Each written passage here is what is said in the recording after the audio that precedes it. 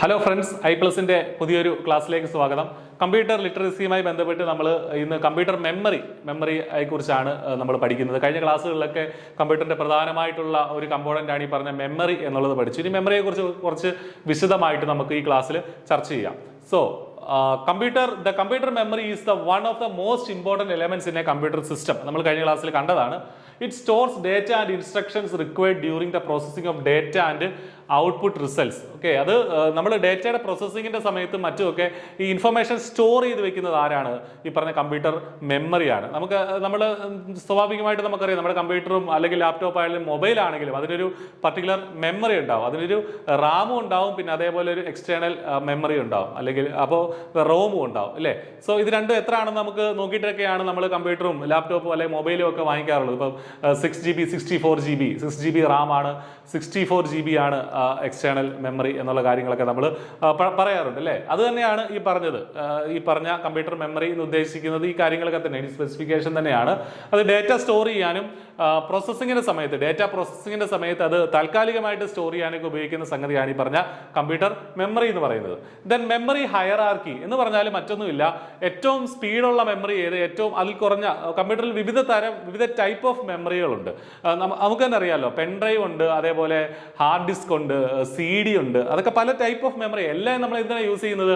എല്ലാം നമ്മൾ നമ്മുടെ ഡേറ്റ സ്റ്റോർ ചെയ്യാൻ വേണ്ടിയിട്ടാണ്. പെൻഡ്രൈവിൽ നമ്മൾ ഡേറ്റകൾ സ്റ്റോർ ചെയ്യാറുണ്ട്, CD-യിൽ നമ്മൾ ഡേറ്റ സ്റ്റോർ ചെയ്യാറുണ്ട്, ഹാർഡ് ഡിസ്കിൽ ഡേറ്റ സ്റ്റോർ ചെയ്യാറുണ്ട് അല്ലേ. ഇതെല്ലാം മെമ്മറി ഡിവൈസുകളാണ്, പക്ഷേ ഇതിനൊക്കെ പല കപ്പാസിറ്റി ആണുള്ളത് അല്ലേ. അങ്ങനെ വിവിധ മെമ്മറി ഡിവൈസുകളുടെ സ്പീഡ് അനുസരിച്ച് നമ്മൾ ഇതിനെ ക്ലാസിഫൈ ചെയ്യുന്നതിനെയാണ് മെമ്മറി ഹയറാർക്കി എന്ന് പറയുന്നത്. Okay, so the computer uses a hierarchy of memory that is organised in a manner to enable the fastest speed and largest capacity of memory. ഏറ്റവും സ്പീഡ് കൂടിയതും ഏറ്റവും capacity കൂടിയതും ഏതെന്നൊക്കെ നോക്കി കമ്പ്യൂട്ടർ തീരുമാനിക്കും ചില പ്രോസസ്സുകൾക്ക് ഏത് മെമ്മറിയാണ് യൂട്ടിലൈസ് ചെയ്യേണ്ടത് എന്നുള്ളത് കമ്പ്യൂട്ടർ ഡിസൈഡ് ചെയ്യും. അതിനെ നമ്മൾ എന്ത് പറയുക? മെമ്മറി ഹയറാർക്കി എന്ന് പറയുക. അപ്പോൾ സ്പീഡ് ഏറ്റവും കൂടിയതിന് ഒരു പക്ഷേ സ്റ്റോറേജ് കപ്പാസിറ്റി ഏറ്റവും കുറവായിരിക്കും. സ്റ്റോറേജ് കപ്പാസിറ്റി ഏറ്റവും കൂടുന്നതിന് സ്പീഡ് കുറവായിരിക്കും. ഓക്കെ, സോ അങ്ങനെയാണ് ഇത് വർക്ക് ചെയ്യുന്നത്. Computer memory can be divided into 5 major hierarchies that are based on use as well as speed. അപ്പോൾ യൂസിന്റെയും കപ്പാസിറ്റിയുടെയും സ്പീഡിന്റെയും ഒക്കെ അടിസ്ഥാനത്തിൽ 5 ബേസിക് ഹയറാർക്കി ആയിട്ട് തിരിക്കാം കമ്പ്യൂട്ടർ മെമ്മറിനെ. അത് ഏതൊക്കെയാണെന്ന് നോക്കുക.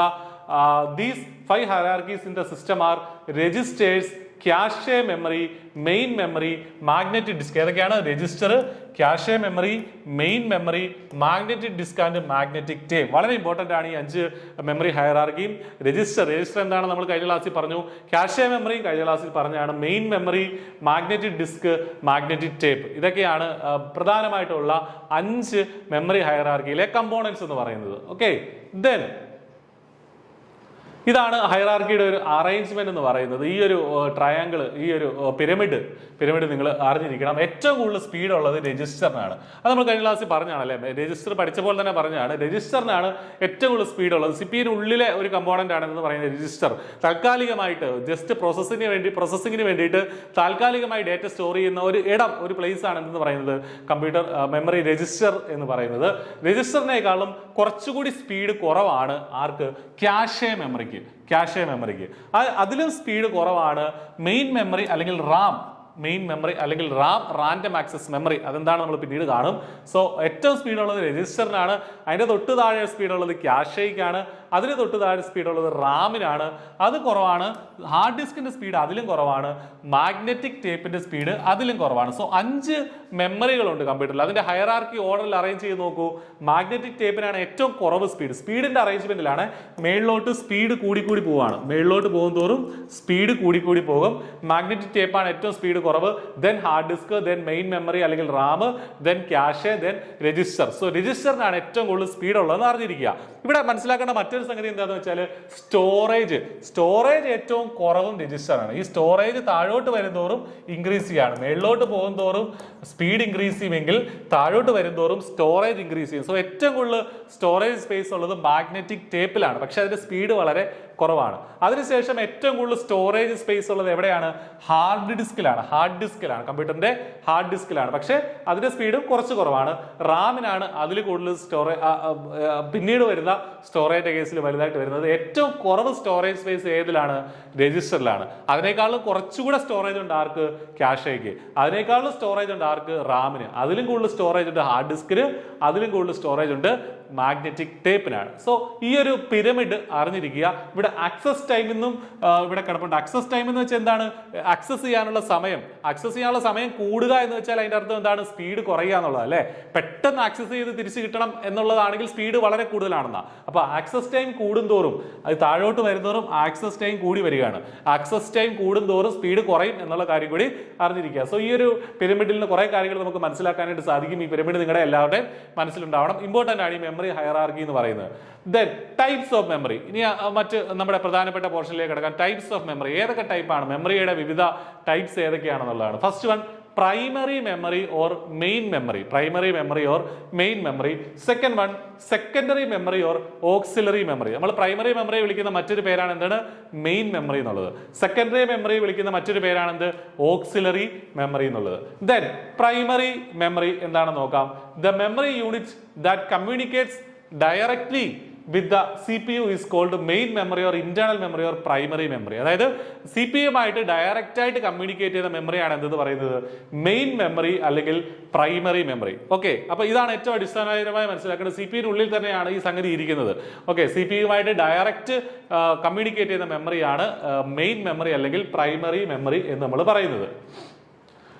This memory allows the computer to store data for immediate manipulation and to keep track of what is currently being processed. അതായത് ഇപ്പോൾ പ്രോസസ്സ് ചെയ്തുകൊണ്ടിരിക്കുന്ന സംഗതികളെ ഒന്ന് മാനിപ്പുലേറ്റ് ചെയ്യാനും പെട്ടെന്ന് ഒന്ന് സ്റ്റോറേജിൽ നിന്ന് എടുക്കാനുമായിട്ട് ഉള്ള മെമ്മറിയാണ് എന്തെന്ന് പറയുന്നത്? മെയിൻ മെമ്മറി എന്ന് പറയുന്നത്. It has limited storage capacity വളരെ കുറവാണെന്നുള്ള കാര്യം അറിഞ്ഞിരിക്കുക. Main memory is volatile in nature. അപ്പോൾ ഈ പെക്യുലാരിറ്റീസ് ഒക്കെ അറിഞ്ഞിരിക്കണം മെയിൻ മെമ്മറിയുടെ. അപ്പൊ എന്താണ് മെയിൻ മെമ്മറി എന്ന് പറഞ്ഞാൽ? എന്താണ് പറയുന്നത്? പെട്ടെന്ന് it allows the computer to store data for immediate manipulation. Immediate ആയിട്ട് ഒരു ഡേറ്റ നമുക്ക് കിട്ടണമെങ്കിൽ അത് മെയിൻ മെമ്മറി നമ്മൾ എടുക്കാറുള്ളത്. Then it has limited storage capacity വളരെ കുറവാണ്. ദെൻ മറ്റൊരു പ്രത്യേകത എന്താണ് മെയിൻ മെമ്മറിയുടെ? It is volatile in nature. എന്താണ് വോളറ്റൈൽ എന്ന് പറഞ്ഞാൽ? It means that when power is turned off, the contents of this memory are lost forever. അതായത് പവർ ഓഫ് ചെയ്യുമ്പോൾ, നമ്മൾ കമ്പ്യൂട്ടറിന്റെ പവർ ഓഫ് ചെയ്താൽ ഈ മെയിൻ മെമ്മറിയിലെ ഡേറ്റയൊക്കെ എന്താണ്? അത് നഷ്ടപ്പെട്ടു പോകും. പിന്നീട് അത് അവിടെ ഉണ്ടാവില്ല. വീണ്ടും നമ്മൾ പവർ ഓൺ ചെയ്യുമ്പോൾ നമ്മൾ നേരത്തെ സൂക്ഷിച്ചു വെച്ച സാധനം അവിടെ ഉണ്ടാവില്ല. അതുകൊണ്ടാണ് നമ്മൾ അതിനെ വോളറ്റൈൽ ഇൻ നേച്ചർ എന്ന് പറയുന്നത്. അതായത് മെയിൻ മെമ്മറി എന്താണെന്നാ പറയുന്നത്? വോളറ്റൈൽ ഇൻ നേച്ചർ എന്ന് നമ്മൾ പറയാറുണ്ട്. ഈ മെയിൻ മെമ്മറി അല്ലെങ്കിൽ പ്രൈമറി മെമ്മറിനെ നമുക്ക് രണ്ടായിട്ട് ക്ലാസിഫൈ ചെയ്യാം. First one is random access memory. Second one is read only memory. അതായത് റാം ആൻഡ് റോം എന്നുള്ളതാണ്. It is also known as read write memory. So random access memory എന്താണ്? It is also known as read write memory. അതായത് just read ചെയ്യാനും right ചെയ്യാനും മാത്രമേ പറ്റുള്ളൂ. അതുകൊണ്ടാണ് നമ്മൾ ഇതിനെ റീഡ് അല്ലെങ്കിൽ റൈറ്റ് മെമ്മറി എന്ന് പറയുന്നത്. സോ റാമിന്റെ ഫുൾ ഫോം അറിഞ്ഞിരിക്കുക, random access memory. RAM is used for the temporary storage of input data. Ram എന്താണ്? ഇൻപുട്ട് ഡേറ്റയുടെ ടെമ്പററി സ്റ്റോറേജിന് വേണ്ടിയിട്ടാണ് നമ്മൾ റാം യൂസ് ചെയ്യുന്നത്. ഡേറ്റയുടെ ടെമ്പററി സ്റ്റോറേജിന് വേണ്ടിയിട്ട്. Okay, output data and intermediate results. Input ഡേറ്റയും ഔട്ട്പുട്ട് ഡേറ്റയും ഇന്റർമീഡിയറ്റ് പ്രോസസ്സിങ്ങിന്റെ സമയത്തുള്ള റിസൾട്ടും ഒക്കെ ടെമ്പററിയെ സ്റ്റോർ ചെയ്യുന്ന ഡേറ്റയാണ് മെമ്മറിയാണ് എന്ന് പറയുന്നത് റാൻഡം ആക്സസ് മെമ്മറി അല്ലെങ്കിൽ റാം എന്ന് പറയുന്നത്. RAM can be further classified into. റാമിനെ നമുക്ക് രണ്ടായിട്ട് ക്ലാസിഫൈ ചെയ്യാം. ഇമ്പോർട്ടന്റ് ആണ്, റാമിനെ രണ്ടായിട്ട് ക്ലാസിഫൈ ചെയ്യാം. റാം നമുക്കറിയാം, നമ്മൾ ഞാൻ നേരത്തെ പറഞ്ഞതുപോലെ കമ്പ്യൂട്ടർ മൊബൈലും ഒക്കെ വാങ്ങിക്കുമ്പോൾ റാം കൂടുമ്പോൾ എന്താണ്? പെർഫോമൻസ് കൂടുമെന്ന് പറയുന്നുണ്ട് അല്ലേ? സോ നേരത്തെ 2 GB റാം ആയിരുന്നു, ഇപ്പൊ 4 GB ഉണ്ട്, 6 GB ഉണ്ട്, 8 GB ഉണ്ട്. സോ റാം ഇൻക്രീസ് ചെയ്യുമ്പോൾ പെർഫോമൻസ് കൂടുമെന്ന് പറയാറുണ്ട് അല്ലേ? സോ എന്താണ് റാം എന്ന് പറഞ്ഞാൽ? അതൊരു മെയിൻ മെമ്മറിയാണ്, വോളറ്റൈൽ ഇൻ നേച്ചർ ആണ്, പെട്ടെന്ന് ഡേറ്റയുടെ പ്രോസസ്സിങ്ങിന് വേണ്ടി ഇമ്മീഡിയറ്റ് ആയിട്ട് യൂസ് ചെയ്യുന്ന മെമ്മറിയാണ് എന്തെന്ന് പറയുന്നത്? റാൻഡം ആക്സസ് മെമ്മറി അല്ലെങ്കിൽ റാം എന്ന് പറയുന്നത്. സോ റാമിനെ രണ്ടായിട്ട് ക്ലാസിഫൈ ചെയ്യാം. ഡൈനാമിക് റാമും ഉണ്ട്, സ്റ്റാറ്റിക് റാമും ഉണ്ട്. എന്താണ് ഈ ഡൈനാമിക് ഡൈനാമിക് റാം എന്ന് പറഞ്ഞാൽ it must be refreshed continuously to store information. So dynamic RAM അല്ലെങ്കിൽ ഡി റാം എന്നതിനെ വിളിക്കും. It must be refreshed continuously to store information. D RAM is slower, less expensive and occupies less space. ഈ random access മെമ്മറിയിൽ ഉള്ളിലുള്ള തന്നെ സംഗതിയാണ് എന്തെന്ന് dynamic RAM എന്ന് പറയുന്നത്. ഡൈനാമിക് റാൻഡം ആക്സസ് മെമ്മറി അത് റിഫ്രഷ് ചെയ്യണം, ഇൻഫർമേഷൻ സ്റ്റോർ ചെയ്യാനായിട്ട് വീണ്ടും വീണ്ടും റിഫ്രഷ് ചെയ്തുകൊണ്ടിരിക്കണം. ലെസ് എക്സ്പെൻസീവ് ആണ്, സ്ലോവർ ആണ് ആ memory comparatively. Then it occupies less space. Then static RAM അല്ലെങ്കിൽ യെസ് റാം. സ്റ്റാറ്റിക് റാം അല്ലെങ്കിൽ S RAM. It retains the data as long as power is provided to memory chip. അതായത് മറ്റേതുപോലെ എപ്പോഴും refresh ചെയ്തുകൊണ്ടിരിക്കേണ്ട കാര്യമില്ല static റാമിനകത്ത്. അതിനകത്ത് data ഉണ്ടാവും power ഉള്ള കാലത്തോളം. പവർ ഓഫ് ചെയ്താൽ അതും പോയി. നമുക്കറിയാം റാം എന്ന് പറഞ്ഞാൽ വോളറ്റൈൽ മെമ്മറി ആണെന്ന് അറിയാം. So S Ram is often used cache memory due to high speed. It is expensive and faster than DRAM. So അതൊക്കെ അതിന്റെ ടെക്നിക്കൽ ഡീറ്റെയിൽസ് ആണ്. സോ റാം രണ്ട് ടൈപ്പ് ഉണ്ട് എന്നുള്ള കാര്യം പ്രധാനമായിട്ട് അറിഞ്ഞിരിക്കുക. ഡി റാമും എസ് റാമും, ഡൈനാമിക് റാമും സ്റ്റാറ്റിക് റാമും. ഡൈനാമിക് റാം എന്ന് പറഞ്ഞാൽ അത് സ്ലോവർ ആണ്, ലെസ് എക്സ്പെൻസീവ് ആണ്, ലെസ് സ്പേസ് എടുക്കുകയുള്ളൂ എന്നുള്ള കാര്യം അറിഞ്ഞിരിക്കുക. അതെപ്പോഴും റിഫ്രഷ് ചെയ്തുകൊണ്ടിരിക്കണം. അതേസമയം സ്റ്റാറ്റിക് റാമിന് അങ്ങനെ റിഫ്രഷ് ചെയ്യേണ്ട കാര്യമില്ല. പവർ ഉള്ള കാലത്തോളം അതിൽ സ്റ്റോർ ചെയ്ത ഡേറ്റ അതിലുണ്ടാവും. സോ അത് ഫാസ്റ്റർ ആണ്, കൂടുതൽ എക്സ്പെൻസീവ് ആണ്. ക്യാഷെ മെമ്മറി ആണത് യൂട്ടിലൈസ് ചെയ്യുന്നത് കൂടെ അറിഞ്ഞിരിക്കുക. Second type of primary memory. Primary മെമ്മറിയിലെ രണ്ടാമത്തെ ടൈപ്പ് ആണ് എന്ത്? Read only memory. Read only memory. Okay, it is also known as non volatile memory or permanent storage. Okay, നമ്മൾ ആദ്യം പ്രൈമറി മെമ്മറി അല്ലെങ്കിൽ മെയിൻ മെമ്മറിയുടെ കാര്യം പറഞ്ഞപ്പോൾ അത് വോളറ്റൈൽ ഇൻ നേച്ചർ ആണെന്ന് പറഞ്ഞു. അത് പ്രധാനമായിട്ട് റാമിനെ ബേസ് ചെയ്തിട്ടാണ് പറയുക. ആക്ച്വലി മെയിൻ മെമ്മറിയിൽ തന്നെ ഇൻക്ലൂഡ് ചെയ്യുന്ന സംഗതിയാണ് ഈ റോം എന്ന് പറയുന്നതും റീഡ് ഓൺലി മെമ്മറി എന്നുള്ളതും. അത് പക്ഷേ നോൺ വോളറ്റൈൽ ആണ്. എന്ന് വെച്ചാൽ നോൺ വോളറ്റൈൽ എന്ന് പറഞ്ഞാൽ എന്തായിരുന്നു? പവർ ഓഫ് ചെയ്യുമ്പോൾ മെമ്മറി അതിലെ ഡേറ്റ നഷ്ടപ്പെട്ടു പോവുകയാണെങ്കിൽ അതിനെ വോളറ്റൈൽ മെമ്മറി എന്ന് പറയും. പവർ ഓഫ് ചെയ്താലും ഡേറ്റ അവിടെ തന്നെ ഉണ്ടെങ്കിൽ അതിന് എന്താ പറയുക? നോൺ വോളറ്റൈൽ മെമ്മറി എന്ന് പറയുന്നത്. സോ റോം ഒരു നോൺ വോളറ്റൈൽ മെമ്മറിയാണ്. അത് വളരെ ഇമ്പോർട്ടൻ്റ് ആയിട്ട് അറിഞ്ഞിരിക്കുക. വോളറ്റൈൽ മെമ്മറിയുടെ എക്സാമ്പിൾ ചോദിച്ചാൽ എന്താ പറയേണ്ടത്? റാം ആണ് പറയേണ്ടത്. ഓക്കെ, നോൺ വോളറ്റൈൽ മെമ്മറി ആണ് എന്തെന്ന് പറയുന്നത്? റീഡ് ഓൺലി മെമ്മറി അല്ലെങ്കിൽ റോം എന്ന് പറയുന്നത്. It does not lose its contents when the power is switched off. Power off ചെയ്താലും അതിന്റെ കണ്ടന്റ്സ് എന്താവില്ല? നഷ്ടപ്പെട്ടു പോവില്ല. ROM can have data and instructions written to it at only one time. ഒരു തവണ മാത്രമേ നമുക്ക് റോമിലേക്ക് നമുക്ക് ഡേറ്റ ഇൻപുട്ട് ചെയ്യാൻ പറ്റുള്ളൂ. അതായത് ഒരു തവണ പ്രോഗ്രാം ചെയ്ത് കഴിഞ്ഞാൽ പിന്നെ അതിനെ ഒന്നും ചെയ്യാൻ സാധിക്കില്ല. ഒരു തവണ പ്രോഗ്രാം ചെയ്ത് നമ്മുടെ കമ്പ്യൂട്ടറിൽ ചിപ്പായിട്ട് കൊടുത്തു കഴിഞ്ഞാൽ പിന്നെ അതിനെ മാനിപ്പുലേറ്റ് ചെയ്യാൻ, നമുക്കതിനെ മാറ്റാനായിട്ട് സാധിക്കില്ല സാധാരണഗതിയിൽ. Once a ROM chip is programmed at the time of manufacturing it cannot be reprogrammed or rewritten. അത് റീപ്രോഗ്രാം ചെയ്യാനോ വീണ്ടും എഴുതാനായിട്ടോ സാധിക്കില്ല. There are 3 categories of ROM. അപ്പോൾ റോമിന്റെ ഈ പ്രത്യേകത അറിഞ്ഞിരിക്കുക. റോം എന്തൊക്കെയായിരുന്നു? റോം നോൺ വോളറ്റൈൽ ആണ്. അത് ഒരു തവണ പ്രോഗ്രാം ചെയ്താൽ വീണ്ടും റീറിട്ടേൺ ചെയ്യാനായിട്ട് സാധാരണഗതിയിൽ പറ്റില്ല. അതേസമയം അതിൽ പറ്റുന്ന റോമും ഉണ്ട്, പക്ഷേ നോർമൽ സർക്കംസ്റ്റാൻസിൽ അത് സാധിക്കില്ല. ദെൻ ഈ റോമിനെ നമുക്ക് 3 കാറ്റഗറി ആയിട്ട് തിരിക്കാം. റാമിനെ നമ്മൾ 2 കാറ്റഗറി ആക്കിയിരുന്നു. അതേപോലെ റോമിനെ നമുക്ക് 3 കാറ്റഗറീസ് ആക്കാം. ഏതൊക്കെയാണത്? Programmable ROM. First one is programmable ROM. എന്താണ് പ്രോഗ്രാമബിൾ റോം എന്ന് പറഞ്ഞാൽ? പ്രോം, PROM എന്ന് എഴുതാറുണ്ട്. Once a PROM is program its contents can never be change. ഇതാണ് നോർമലി നമ്മൾ പറഞ്ഞ റോം എന്ന് പറയും, പ്രോഗ്രാമബിൾ റോം. ഒരു തവണ പ്രോഗ്രാം ചെയ്താൽ അതിന്റെ കണ്ടന്റ്സ് നമുക്ക് മാറ്റാനേ പറ്റില്ല. Okay, these are found in mobile phones, video game consoles, implantable medical devices etcetera. നമ്മുടെ മൊബൈലിലും വീഡിയോ ഗെയിംസിലും ഈ മെഡിക്കൽ ഡിവൈസസിൽ പേസ് മേക്കർ പോലുള്ള സംഗതികളിലും ഒക്കെ എന്താണ് ഈ പറഞ്ഞ പ്രോം ആണ് യൂസ് ചെയ്യുന്നത്. ഒരു തവണ പ്രോഗ്രാം ചെയ്ത് വെച്ചു, അത് ഫിക്സ്ഡ് ആണ്, പിന്നെ നമ്മളത് മാറ്റുന്നില്ല, അതിലൊരു മാറ്റവും വരുത്തുന്നില്ല. Erasable programmable ROM, EPROM, അത് ആ പേര് സൂചിപ്പിക്കുന്നത് പോലെ it can be erased by exposure to strong UV light. അത് അൾട്രാ വയലറ്റ് ലൈറ്റ് ഉപയോഗിച്ച് നമുക്ക് ഈ മെമ്മറി, ഈ റോമിലെ റോമിലെ വിവരങ്ങൾ നമുക്ക് റീറിട്ടേൺ ചെയ്യാനായിട്ട് സാധിക്കും. EPROM. Then EEPROM, electrically erasable programmable ROM. EEPROM അതാണ് മൂന്നാമത്തെ category. It is similar to EEPROM but can be erased electrically erase ചെയ്യാൻ സാധിക്കും, പെട്ടെന്ന് ഇറേസ് ചെയ്യാൻ സാധിക്കും. It is a most flexible type of ROM and is now commonly used for holding BIOS. So നമ്മൾ commonly use ചെയ്യുന്ന കമ്പ്യൂട്ടറുകളിൽ common ആയിട്ട് ഇപ്പോൾ യൂസ് ചെയ്യുന്നത് EEPROM ആണ്. സോ 3 തരത്തിലുള്ള റോം പഠിച്ചു. ഏതൊക്കെയാണ്? പ്രോം എന്ന് വെച്ചാൽ ഒരു തവണ പ്രോഗ്രാം ചെയ്ത് വെച്ചാൽ പിന്നെ നമുക്ക് മാറ്റാൻ സാധിക്കില്ല. EEPROM എന്ന് പറഞ്ഞാൽ എന്താണ്?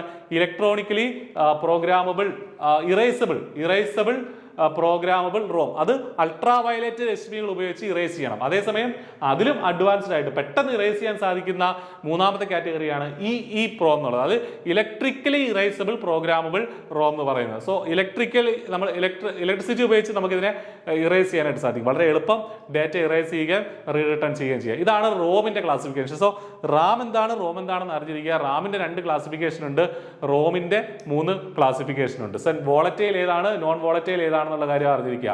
ക്യാഷെ മെമ്മറിയെ കുറിച്ച് നമ്മൾ സംസാരിച്ചില്ലെന്ന് തോന്നുന്നു. ക്യാഷെ മെമ്മറി എന്താണെന്ന് അറിഞ്ഞിരിക്കുക. It is A very high speed memory placed in between Ram and CPU. റാമിനും CPUനും ഇടയിൽ ഉള്ള ഹൈ സ്പീഡ് മെമ്മറിയാണ് എന്ന് പറയുന്നത് ക്യാഷെ മെമ്മറിയാണ്. നമ്മൾ മെമ്മറി ഹയറാർക്കി പഠിച്ചപ്പോൾ പറഞ്ഞു ഏറ്റവും കൂടുതൽ സ്പീഡ് ഉള്ളത് രജിസ്റ്ററിനാണ്. അതിന്റെ തൊട്ട് താഴെയാണ് എന്തെന്ന് പറയുന്നത് ക്യാഷെ മെമ്മറി. ഇപ്പോൾ ഒരു ചോദ്യത്തിൽ ഈ പറഞ്ഞ പോലെ രജിസ്റ്റർ ഓപ്ഷൻ ഇല്ലെങ്കിൽ which is the fastest memory in computer എന്ന് ചോദിച്ചിട്ട് രജിസ്റ്റർ ഓപ്ഷനിൽ ഇല്ല, അതേസമയം ക്യാഷെ മെമ്മറി ഓപ്ഷനിൽ ഉണ്ടെങ്കിൽ അത് ടിക്ക് ചെയ്യുക. കാരണം ക്യാഷെ മെമ്മറിയും വളരെ സ്പീഡുള്ള മെമ്മറി ആയിട്ട് തന്നെയാണ് കരുതപ്പെടുന്നത്. It increases speed of the processing. അപ്പൊ റാമിന്റെയും CPUവിന്റെയും ഇടയ്ക്കുള്ള ഒരു കമ്പോണന്റ് ആണ്, ഒരു മെമ്മറിയാണ് എന്തെന്ന് പറയുന്നത് ക്യാഷെ മെമ്മറി എന്ന് പറയുന്നത്. അത് പ്രോസസ്സിങ്ങിന്റെ സ്പീഡ് ഇൻക്രീസ് ചെയ്തുകൊണ്ടിരിക്കും. അപ്പൊ പ്രൈമറി മെമ്മറിയെ കുറിച്ച് നമ്മൾ പഠിച്ചു. പ്രൈമറി മെമ്മറി അല്ലെങ്കിൽ മെയിൻ മെമ്മറി അല്ലെ, അതിൽ ഏതൊക്കെയായിരുന്നു പ്രധാനമായിട്ടുണ്ടായിരുന്നത്? റാം ഉണ്ട്, റോം ഉണ്ട്. അതിലെ വോളറ്റൈൽ ഏതായിരുന്നു? റാം ആയിരുന്നു. റോം എന്ന് വെച്ചാൽ അത് നോൺ വോളറ്റൈൽ ആണെന്ന് അറിഞ്ഞിരിക്കുക. റോമിനകത്ത് പ്രോഗ്രാം ചെയ്ത് മായ്ക്കാൻ പറ്റാത്തത് കൊണ്ട് മായ്ക്കാൻ പറ്റുന്നതുണ്ട്. റാമിനകത്ത് സ്റ്റാറ്റിക് റാം ഉണ്ട്, ഡൈനാമിക് റാം ഉണ്ട്. ഈ ക്ലാസിഫിക്കേഷൻ മനസ്സിലായി കാണുമെന്ന് കരുതുന്നു. അടുത്തതായിട്ട് സെക്കൻഡറി മെമ്മറി അല്ലെങ്കിൽ സെക്കൻഡറി സ്റ്റോറേജ്. സെക്കൻഡറി മെമ്മറി അല്ലെങ്കിൽ സെക്കൻഡറി സ്റ്റോറേജ് അത് എന്താണ്? ഏറ്റവും സിമ്പിളായി പറഞ്ഞാൽ നമ്മുടെ ഇരിക്കുന്ന പെൻഡ്രൈവ്, CD, DVD ഒക്കെ സെക്കൻഡറി മെമ്മറിയുടെ ക്ലാസിഫിക്കേഷനിൽ വരുന്നതാണ്. This memory stores much larger amounts of data and information for extended period of time. കുറേ നാളത്തേക്ക് നമുക്ക് എന്ത് ചെയ്യാൻ പറ്റും? ഇത് ഡേറ്റ നമുക്ക് സൂക്ഷിച്ചു വെക്കാൻ സാധിക്കും ഈ സെക്കൻഡറി മെമ്മറിയിൽ. Data in secondary memory cannot be processed directly by the CPU. It must be first be copied into primary memory, that is RAM. അതായത് സെക്കൻഡറി മെമ്മറി എന്താണ് ബേസിക്കലി? അത് എക്സ്റ്റെൻഡഡ് സമയത്തേക്ക് കുറേ നാളത്തേക്ക് നമുക്ക് ഡേറ്റ സൂക്ഷിച്ച് വെക്കണമെങ്കിൽ നമ്മൾ സെക്കൻഡറി മെമ്മറിയാണ് യൂസ് ചെയ്യുന്നത്. ഒബ്വിയസ്ലി അതൊരു നോൺ വോളറ്റൈൽ മെമ്മറിയാണ് അല്ലേ, അത് വോളറ്റൈൽ അല്ല, അത് നോൺ വോളറ്റൈൽ മെമ്മറിയാണ്. അതേപോലെ സെക്കൻഡറി മെമ്മറിയിലെ ഡേറ്റ ഡയറക്റ്റ് ആയിട്ട് CPUവിന് പ്രോസസ് ചെയ്യാൻ സാധിക്കില്ല. ആദ്യം സെക്കൻഡറി മെമ്മറിയിൽ നിന്ന് എടുത്ത് പ്രൈമറി മെമ്മറിയിൽ വെക്കണം. അതായത് ഇപ്പോൾ ഹാർഡ് ഡിസ്കിൽ ഒരു വിവരം കിടപ്പുണ്ട്, അത് നമ്മൾ ഹാർഡ് ഡിസ്കിൽ നിന്ന് എടുത്ത് റാമിൽ വെക്കണം. റാമിൽ വെച്ചിട്ട് മാത്രമേ എന്ത് ചെയ്യാൻ പറ്റുള്ളൂ? പ്രോസസ്സിംഗ് നടക്കുള്ളൂ. ഇതൊക്കെ വളരെ മൈക്രോ സെക്കൻഡുകൾ നടക്കുന്ന കാര്യമാണ്. പക്ഷേ ഇതാണ് പ്രോസസ്സ്. എന്താണ്? സെക്കൻഡറി മെമ്മറിയിൽ നിന്ന് റാമിൽ എത്തണം, റാമിൽ നിന്ന് മാത്രമേ ഈ ഡേറ്റ പ്രോസസ്സിംഗ് നടക്കുകയുള്ളൂ. It is slower and cheaper form of memory. It is also known as non-volatile in nature. ഈ volatile, non-volatile ഏതൊക്കെയാണെന്ന് ഒരു പക്ഷേ ചോദ്യം വന്നേക്കാം. അതുകൊണ്ടാണ് ഇത് എടുത്ത് പറയുന്നത്. ഓക്കെ, ഏതാണ് volatile memory, ഏതാണ് non-volatile memory ഇത് കൃത്യമായിട്ട് അറിഞ്ഞിരിക്കുക. സ്ലോവർ ആണ് മറ്റേതിനേക്കാൾ, പ്രൈമറി മെമ്മറിയെക്കാളും സ്ലോ ആണ് എന്ന് പറയുന്നത് സെക്കൻഡറി മെമ്മറി. ഇനി secondary memory devices include as follows. ഏതൊക്കെയാണ് സെക്കൻഡറി മെമ്മറിയിലുള്ള ഡിവൈസുകൾ നോക്കാം. First one magnetic storage. ഇപ്പോൾ അധികം ഇത് യൂസ് ചെയ്യുന്നില്ല. It is A manipulation of magnetic fields on a medium in order to record audio, video or other data. Okay, example hard disk drive, floppy disk and magnetic tape. Okay, hard disk നമുക്ക് magnetic memory തന്നെ പറയാൻ സാധിക്കും. Hard disk നമ്മൾ വ്യാപകമായിട്ട് ഇപ്പോൾ use ചെയ്യുന്നുണ്ട്. Okay, it is A manipulation of magnetic field. അതായത് magnetic ഫീൽഡിന്റെ മാനിപ്പുലേഷൻ വെച്ചിട്ട് ട്രാക്സ് സെഗ്മെന്റ്സുമായിട്ടൊക്കെ തിരിച്ച് സ്റ്റോർ ചെയ്യുന്ന ഡിവൈസ് ആണ് മാഗ്നറ്റിക് സ്റ്റോറേജ് എന്ന് പറയുന്നത്. ഓക്കെ, അതിന്റെ എക്സാമ്പിൾ ആണ് ഹാർഡ് ഡിസ്കും ഫ്ലോപ്പി ഡിസ്കും മാഗ്നറ്റിക് ടേപ്പും ഒക്കെ ഈ മാഗ്നറ്റിക് മെമ്മറിക്ക് എക്സാമ്പിൾ ആണ്, മാഗ്നറ്റിക് സ്റ്റോറേജിന് എക്സാമ്പിൾ ആണ്. രണ്ടാമത് ഒപ്റ്റിക്കൽ സ്റ്റോറേജ്, രണ്ടാമത്തെ ടൈപ്പ് ഓഫ് സെക്കൻഡറി ഡിവൈസ് ആണ്, സെക്കൻഡറി സ്റ്റോറേജ് ഡിവൈസ് ആണ് ഒപ്റ്റിക്കൽ സ്റ്റോറേജ്. നമുക്കറിയാം data is written and read with a laser. അതായത് ഡേറ്റ അതിലേക്ക് ഒപ്റ്റിക്കൽ സ്റ്റോറേജിലേക്ക് റൈറ്റ് ചെയ്യുന്ന, അതിലേക്ക് എഴുതുന്നതും അത് റീഡ് ചെയ്യുന്നതും എന്താണ്?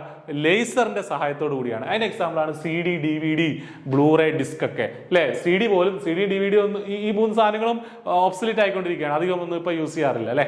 സോ അതാണ് ഒപ്റ്റിക്കൽ സ്റ്റോറേജ്. മൂന്നാമത്തതാണ് solid state storage. Devices built using silicon microchip based storage architecture. അതായത് സിലിക്കൺ മൈക്രോചിപ്പ് ബേസ്ഡ് ആയിട്ടുള്ള സ്റ്റോറേജ് ആർക്കിടെക്ചർ ഉള്ള സംഗതിയാണ് എന്ന് പറയാം സോളിഡ് സ്റ്റേറ്റ് ഡിവൈസ്. അതിന് എക്സാമ്പിൾ ആണ് പെൻഡ്രൈവ്, മെമ്മറി കാർഡൊക്കെ. ഏതിന് എക്സാമ്പിൾ ആണ്? സോളിഡ് സ്റ്റേറ്റ് സ്റ്റോറേജിന് എക്സാമ്പിൾ. അപ്പൊ നമ്മുടെ കയ്യിലുള്ള മെമ്മറി ഡിവൈസുകളിൽ ഒക്കെ ഈ കാറ്റഗറി പെടുന്നതാണ്. ഒന്നാമത്തത് മാഗ്നറ്റിക് സ്റ്റോറേജ് ഉണ്ട്, ഹാർഡ് ഡിസ്ക് ഒക്കെ അതിന് എക്സാമ്പിൾ ആണ്. ഒപ്റ്റിക്കൽ സ്റ്റോറേജ് ഉണ്ട്, അതേതാണ് CD യും DVD ഒക്കെ അതിന് എക്സാമ്പിൾ ആണ്. ദെൻ സോളിഡ് സ്റ്റേറ്റ് സ്റ്റോറേജ് ഉണ്ട്, മെമ്മറി കാർഡും പെൻഡ്രൈവും ഒക്കെ അതിന് എക്സാമ്പിൾ ആണ്. ഇനി ഇത് ഓരോ ഡിവൈസ് പ്രധാനപ്പെട്ട സ്റ്റോറേജ് ഡിവൈസുകളെ കുറിച്ച് നമുക്കൊന്ന് നോക്കാം. First one, hard disk drive. Hard disk drive, hard drive or fixed disk പല പേരിൽ ഇത് അറിയപ്പെടാറുണ്ട്. Is an electro mechanical data storage device that stores and retrieves digital data using magnetic storage with one or more rigid rapidly rotating plates coated with magnetic material. ഇത് വലിയ definition കേട്ട് പേടിക്കൊന്നും വേണ്ട. അതൊരു മാഗ്നറ്റിക് സ്റ്റോറേജ് ആണെന്ന് അറിഞ്ഞിരിക്കുക, electro magnetic storage ആണെന്ന് അറിഞ്ഞിരിക്കുക. അതിന് ഹാർഡ് ഡിസ്ക് എന്നും ഇലക്ട്രോ മെക്കാനിക്കൽ ഡേറ്റ സ്റ്റോറേജ്, അത് മാഗ്നറ്റിക് സ്റ്റോറേജ് തന്നെയാണ്. ഹാർഡ് ഡിസ്ക് എന്നും ഹാർഡ് ഡ്രൈവ് എന്നും ഫിക്സഡ് ഡിസ്ക് എന്നും ഒക്കെ നമ്മൾ പറയാറുണ്ട്. ഒരുപാട് ഡേറ്റ അതിൽ നമുക്ക് സ്റ്റോർ ചെയ്യാനായിട്ട് സാധിക്കും. അത് എങ്ങനെയാണ്? അതൊരു rotating platters coated with magnetic material. അപ്പോൾ ഇതാണ് അതിൻ്റെ ഒരു ക്രോസ് സെക്ഷൻ. നമ്മുടെ ഹാർഡ് ഡിസ്കിന്റെ ഒരു ക്രോസ് സെക്ഷൻ ഇതാണ്. ഇങ്ങനെയൊരു ആം ഉണ്ടാവും, ഇങ്ങനെ റൊട്ടേറ്റിംഗ് പ്ലേറ്റർ എന്നാണ് അതിനെ പറയുക. അതിന്റെ മേളിൽ മാഗ്നറ്റിക് മെറ്റീരിയൽ കോട്ട് ചെയ്തിട്ടുണ്ടാവും. അതിനെ നടുക്കൊരു സ്പിൻഡിൽ ഉണ്ടാവും, അതിട്ടിട്ട് കറങ്ങും. ഈ ആമിൽ നിന്നാണ് ഇത് റീഡ് ചെയ്യുന്നത്. ഓക്കെ, ഇതിനകത്ത് കുറെ സർക്യൂട്ടുകളൊക്കെ ഉണ്ടാവും. ദെൻ ഈ സ്പിൻഡിലിനെ ഈ ഒരു സർക്കുലർ സർക്കംഫറൻസിനെ സെക്ടറുകളായിട്ടും ട്രാക്കുകളായിട്ടും ഒക്കെ തിരിച്ചിട്ടുണ്ട്. അതിനുള്ളിലാണ് മെമ്മറി ഈ ഡേറ്റ സ്റ്റോർ ചെയ്ത് വെക്കുന്നത്. Okay, a typical hard disk design consists of a spindle that holds flat circular disk called platers. ഈ ഫ്ലാറ്റ് സർക്കുലർ ഡിസ്കിനെ നമ്മൾ എന്ത് പറയുക? പ്ലേറ്റർ എന്ന് പറയുക. Which hold the recorded data. ഈ പ്ലേറ്ററിനുള്ളിലാണ് ഡേറ്റ ഉണ്ടാവുക. Information is recorded in bands. Each band of information is called a track. Okay, ഓരോ ബാൻഡുകളെ ഈ റൗണ്ട് ഷേപ്പിലുള്ള ഓരോ ബാൻഡുകളെയാണ് എന്ത് പറയുക? ട്രാക്ക് എന്ന് പറയുക. Then these tracks are divided into pie-shaped sections known as sectors. ഈ ട്രാക്കുകളെ ചെറിയ സെക്ഷനുകളായിട്ട് തിരിച്ചിട്ടുണ്ട്, സെക്ടർ എന്ന് പറയും.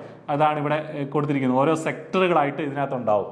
ഓക്കെ, ആ സെക്ടറുകളിലാണ് എന്ത് ഇൻഫർമേഷൻ സ്റ്റോർ ചെയ്യുന്നത്. ഇങ്ങനെയാണ് ഒരു ഹാർഡ് ഡിസ്കിന്റെ ഒരു ബേസിക് ഡിസൈൻ എന്ന് പറയുന്നത്. സോ ഈ സെക്ടറുകളായിട്ടും ട്രാക്കുകളായിട്ടും ഒക്കെയാണ് സ്റ്റോർ ചെയ്യുന്നുള്ളതെന്ന് അറിഞ്ഞിരിക്കണം ഹാർഡ് ഡിസ്കിന്റെ കേസിൽ. അടുത്ത മറ്റൊരു മെമ്മറി സെക്കൻഡറി സ്റ്റോറേജ് ഡിവൈസ് ആണ് കോമ്പാക്ട് ഡിസ്ക് അല്ലെങ്കിൽ സിഡിയുടെ ഫുൾ ഫോം എന്താണ്? കോമ്പാക്ട് ഡിസ്ക് അല്ലെ. It is the most popular and least expensive type of optical disc. ഏറ്റവും പോപ്പുലർ ആയിട്ടുള്ള ഒപ്റ്റിക്കൽ മെമ്മറി സ്റ്റോറേജ് ആണ് എന്ന് പറയുന്നത് ഈ പറഞ്ഞ CD എന്ന് പറയുന്നത്.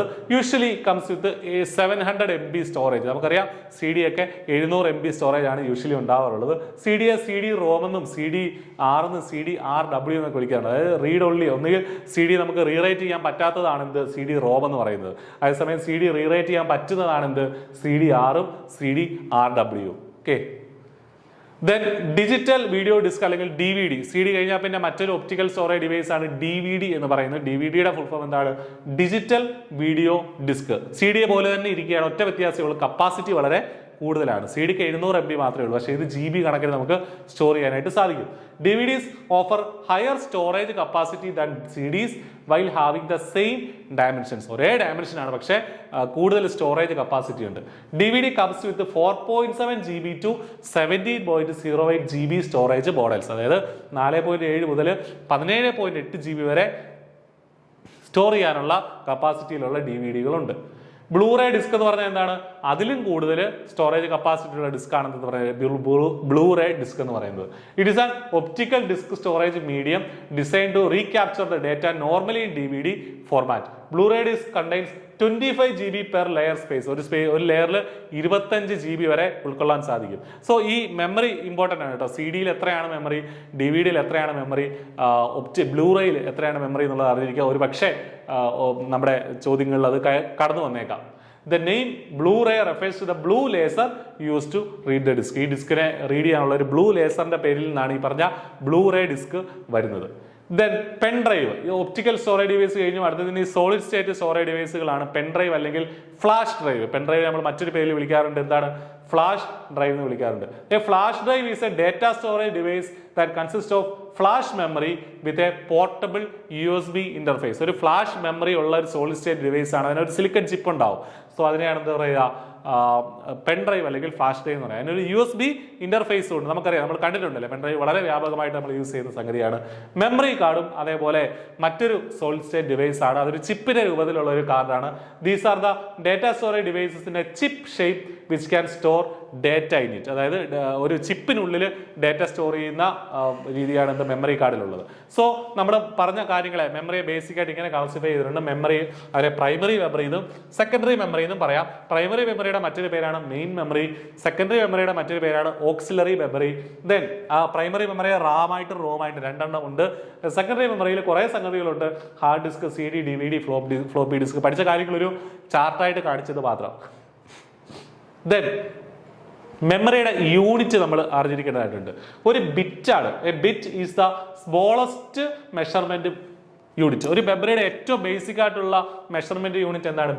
ബിറ്റ് എന്നാണ്. Bit binary digit. ഒരു ബൈനറി ഡിജിറ്റ് നമ്മൾ ബിറ്റ് എന്ന് പറയും. ഇപ്പൊ വൺസ് സീറോസ് എന്നൊക്കെ പറയുന്നതാണ് എന്തെന്ന് പറയുന്നത് ബിറ്റ് എന്ന് പറയുന്നത്. നമ്മൾ കമ്പ്യൂട്ടർ ഇൻഫർമേഷൻ സ്റ്റോർ ചെയ്യുന്നത് ബിറ്റുകളുടെ രൂപത്തിലാണ്. അത് ഇൻക്രീസ് ചെയ്താണ് ബൈറ്റും മെഗാബൈറ്റും ജിഗാബൈറ്റും ഒക്കെ ഉണ്ടാകുന്നത്. ദെൻ ഈ യൂണിറ്റിന്റെ കൺവേർഷൻ വളരെ ഇമ്പോർട്ടന്റ് ആണ്. ഒരു ബിറ്റ് എന്ന് പറഞ്ഞാൽ അതൊരു ബൈനറി ഡിജിറ്റ് ആണ്. ഒരു ബിറ്റ് എന്ന് പറഞ്ഞാൽ ബൈനറി ഡിജിറ്റ് ആണ്. ഒന്നുകിൽ 0 അല്ലെങ്കിൽ 1. അതിനെയാണ് ഒരു ബിറ്റ് എന്ന് പറയുന്നത്. 8 ബിറ്റ് ചേർന്നാൽ എന്താവും? ഒരു ബൈറ്റ് ആവും. 8 ബിറ്റ് ചേർന്നാൽ ഒരു ബൈറ്റ് ആവും. അപ്പൊ ഏറ്റവും മിനിമം, ഏറ്റവും ലോവസ്റ്റ് മെമ്മറി എന്ന് പറയുന്നത് ഒരു ബിറ്റ് ആണ്. ഏറ്റവും ലോവസ്റ്റ് മെമ്മറി എന്ന് പറയുന്നത് ഒരു ബിറ്റ് ആണ്. 8 ബിറ്റ് ചേർന്നാൽ എന്താവും? ഒരു ബൈറ്റ് ആവും. 8 ബിറ്റ് ചേർന്നാൽ ഒരു ബൈറ്റ് ആവും. ഇതിന്റെ ഇടയ്ക്ക് മറ്റൊരു ക്ലാസിഫിക്കേഷൻ ഉണ്ട്. 4 ബിറ്റ് ചേർന്നാൽ അതിനെ നമ്മൾ 1 നിബിൾ എന്ന് പറയാറുണ്ട്. നിബിൾ എന്ന് പറയാറുണ്ട്. ഇത് എവിടെയെങ്കിലും ചോദ്യങ്ങൾ കണ്ട അമ്പരക്കരുത്. എന്താണ് നിബിൾ എന്നുള്ളത്? നിബിൾ എന്ന് പറഞ്ഞാൽ 4 ബിറ്റിനെയാണ് എന്ത് പറയുക? നിബിൾ എന്ന് പറയുക. സോ 8 ബിറ്റിനെ നമ്മൾ ഒരു ബൈറ്റ് എന്ന് പറയും.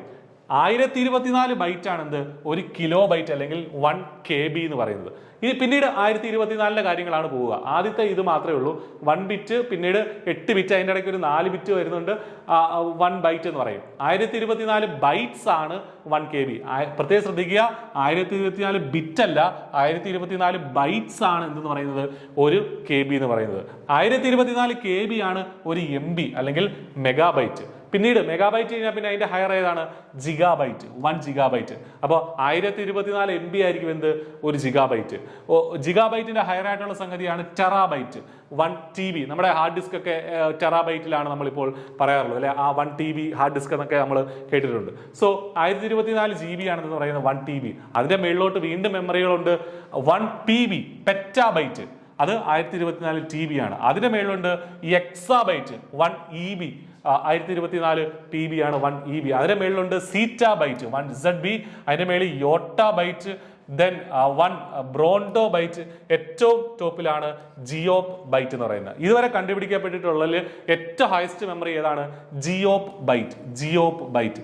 സോ ഈ ഒരു ക്ലാസിഫിക്കേഷൻ അറിഞ്ഞിരിക്കുക. നമ്മൾ ഈ ടെറാബൈറ്റ് വരെയൊക്കെ കേട്ടിട്ടുള്ളൂ. ഇതിനെ മേളിലോട്ടൊക്കെ സൂപ്പർ കമ്പ്യൂട്ടറുകളിലും മറ്റുമൊക്കെ യൂസ് ചെയ്യുന്ന സംഗതിയാണ്. നോർമലി ആരും യൂസ് ചെയ്യാറില്ല. സോ ജിയോപ് ബൈറ്റ് ആണ് ഇതുവരെ ഉള്ളതിൽ വെച്ചിട്ട് ഏറ്റവും ഹയസ്റ്റ് മെമ്മറിയുടെ ക്ലാസിഫിക്കേഷൻ. ജിയോപ് ബൈറ്റ് അത് അറിഞ്ഞിരിക്കണം. ജിയോപ് ബൈറ്റ് ആണെന്നുള്ളത് അറിഞ്ഞിരിക്കുക. ഓക്കെ, അപ്പൊ ഈ ഒരു ക്ലാസിഫിക്കേഷൻ അറിഞ്ഞിരിക്കണം. ദെൻ ക്ലൗഡ് സ്റ്റോറേജ് അവസാനമായിട്ട് നമുക്ക് പഠിച്ചു നിർത്താനുള്ളത് ക്ലൗഡ് സ്റ്റോറേജ്. ഇപ്പൊ നമ്മൾ ഈ പറഞ്ഞ പോലെ മെമ്മറി കാർഡിലും പെൻഡ്രൈവിലും ഒന്നും ഇപ്പൊ അധികം സ്റ്റോർ ചെയ്യാറില്ല. ഒരുപാട് ഡേറ്റ ആണ് നമ്മുടെ കയ്യിലേക്ക് വരുന്നത് അല്ലേ. ഇപ്പൊ ഡേറ്റ അനാലിസിസിന്റെ ഒക്കെ കാലമാണ്. അപ്പൊ ഇതെല്ലാം നമ്മളിപ്പോ എവിടെയാണ് സ്റ്റോർ ചെയ്യുന്നത്? ക്ലൗഡിലാണ്. ഇപ്പൊ ഗൂഗിൾ ക്ലൗഡ് അല്ലെങ്കിൽ ആമസോൺ ക്ലൗഡ് അല്ലെങ്കിൽ വൺ ഡ്രൈവ് എന്നൊക്കെ പറഞ്ഞാൽ എന്താണ് ശരിക്കും? അത് ക്ലൗഡ് സർവീസസ് ആണ്. ക്ലൗഡ് സർവീസ് എന്ന് പറഞ്ഞാൽ എന്താണ്? നമ്മുടെ സിസ്റ്റത്തിൽ നമ്മൾ സ്റ്റോർ ചെയ്യേണ്ട, നമുക്ക് വേണ്ടി മറ്റ് കമ്പനികൾ, ഇപ്പൊ ഗൂഗിൾ അല്ലെങ്കിൽ മൈക്രോസോഫ്റ്റ്, നമുക്ക് വേണ്ടി അവരുടെ സെർവറുകളിൽ നമ്മുടെ ഡേറ്റ സ്റ്റോർ ചെയ്തോളും. അതിനെ നമ്മൾ എന്ത് പറയുക? ക്ലൗഡ് സ്റ്റോറേജ് എന്ന് പറയും. ഇന്റർനെറ്റുമായി ബന്ധപ്പെട്ട് കിടക്കുന്ന സ്റ്റോറേജ് ആണ് ക്ലൗഡ് സ്റ്റോറേജ്. അതിന്റെ ഒരുപാട് ഗുണങ്ങളുണ്ട് അല്ലേ. നമുക്ക് എവിടുന്ന് വേണമെങ്കിലും ആക്സസ് ചെയ്യാം. നമുക്ക് ഒരു ഫിസിക്കലായിട്ടൊരു സംഗതി, ഒരു മെമ്മറി കാർഡോ അല്ലെങ്കിൽ ഒരു ഹാർഡ് ഡിസ്കോ ഒന്നും കൊണ്ടു നടക്കേണ്ട കാര്യമില്ല. എവിടെ നമുക്ക് ആക്സസ് ചെയ്യാം. പക്ഷേ അതിനൊരു പൈസ, അതിനൊരു സ്റ്റോറേജ് തുക നമ്മൾ അവർക്ക് കൊടുക്കേണ്ടി വരും. അതുകൂടാതെ ഡേറ്റ സുരക്ഷിതമാണോ എന്നുള്ള കാര്യത്തിലും ചിലപ്പോൾ ഒരു ഡൗട്ട് വന്നേക്കാം. പക്ഷേ എന്താണ് ക്ലൗഡ് സ്റ്റോറേജ്? ഇനിയുള്ള കാലത്ത് ഏറ്റവും ഇമ്പോർട്ടൻ്റ് ആയ സംഗതി ക്ലൗഡ് സ്റ്റോറേജ് തന്നെയാണ്. മറ്റ് മെമ്മറി ഡിവൈസുകളെക്കാളും ഒക്കെ ഇമ്പോർട്ടൻ്റ് ആയിട്ട് ക്ലൗഡ് സ്റ്റോറേജ് ആയിരിക്കും ഉണ്ടാവുക. Cloud storage is a model of computer data storage in which the digital data is stored in logical pools said to be the cloud. Cloud എന്ന് പറയുന്ന logical പൂൾസിലാണ് ഈ പറഞ്ഞ ഡേറ്റ സ്റ്റോർ ചെയ്യുന്നത്. Cloud storage allows you to save data and files in an off-site location that you access either through the public internet or a dedicated private network connection. Data that you transfer offsite for storage becomes the responsibility of the third party cloud provider. അതായത് നമ്മുടെ data ആരാണ് store ചെയ്യേണ്ടത്, അതിന്റെ ഉത്തരവാദിത്വം ആർക്കാണ്? ഈ third party ആയിട്ടുള്ള ആ ഒരു സ്റ്റോറേജ് പ്രൊവൈഡർക്കാണ് അതിന്റെ ഉത്തരവാദിത്വം വരിക. The provider host, secures, manages and maintains the servers and associated infrastructure and ensures you to have access to data wherever and whenever you need it. Example നമുക്കറിയാം, one drive, Google drive, Amazon web services ഒക്കെ cloud സ്റ്റോറേജിന്റെ example. So cloud സ്റ്റോറേജും ഈ computer മെമ്മറിയുമായി ബന്ധപ്പെടുത്തി നമുക്ക് പറയാവുന്ന ഒരു ടേമാണ് ഈ പറഞ്ഞ ക്ലൗഡ് സ്റ്റോറേജ് എന്ന് പറയുന്നത്. അത് എൻ്റയർലി ഡിഫറെന്റ് ടോപ്പിക്കാണ്, പക്ഷേ ഈ കൂട്ടത്തിൽ ഞാൻ പറഞ്ഞു പോയത് മാത്രം. സോ കമ്പ്യൂട്ടർ മെമ്മറിയും അതിന്റെ ക്ലാസിഫിക്കേഷൻസ് ഒക്കെ എല്ലാവർക്കും മനസ്സിലായി കാണുമെന്ന് കരുതുകയാണ്. മറ്റൊരു ടോപ്പിക്കുമായി മറ്റൊരു വീഡിയോയിൽ കാണാം. താങ്ക്